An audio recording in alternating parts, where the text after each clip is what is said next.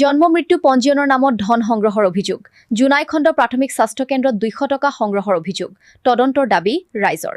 জোনাই খণ্ড প্ৰাথমিক চিকিৎসালয়ত এতিয়া বাৰ্থ চাৰ্টিফিকেট নামত 200 টকাকে এজন মানুহৰ পৰা সংগ্ৰহ কৰি আছে। কিন্তু মোৰ মতে এইটো বেয়া দেখি পাইছো, কিয়নো প্ৰশাসনে এইটো কথাটো অলপ চালি জাৰি চাব লাগে।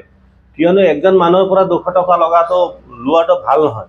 কমচে কম ফ্ৰী হ'ব লাগে। গভৰ্ণমেণ্ট মেডিকেল হয়, মেডিকেলৰ ভিতৰতে 200 টকা সংগ্ৰহ কৰি আছে।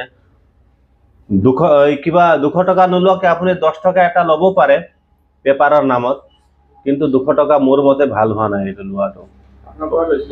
মোৰ পৰাও লৈছে, মোৰ ছোৱালীৰ পৰাও লৈছে। আজি 2-3 দিন হ'ল বাৰ্থ চাৰ্টিফিকেট বনোৱাটো। ছোৱালীজনীৰ অভিযোগ মানে মই ভাবিছো এইটো ৰুল হয়। মই কৈছো কি কিমান দিব লাগিব, কৈছো 200 টকা ৰুল হয়, দিব লাগিব। পইচাটো নামটো নাজানো এতিয়া মানুহজনৰ। এই য'ত বাৰ্থ চাৰ্টিফিকেট বনাই সেইটো অফিচতে থাকে।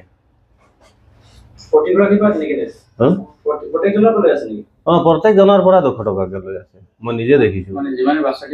যিমান বাৰ্থ চাৰ্টিফিকেট বনাই ইমানজনৰ পৰা 200 টকাকে কালেকশ্যন কৰি আছে। মোৰ মতে 10 টকা 20 টকা ল'ব পাৰে, কিন্তু 200 টকাটো ভাল হোৱা নাই।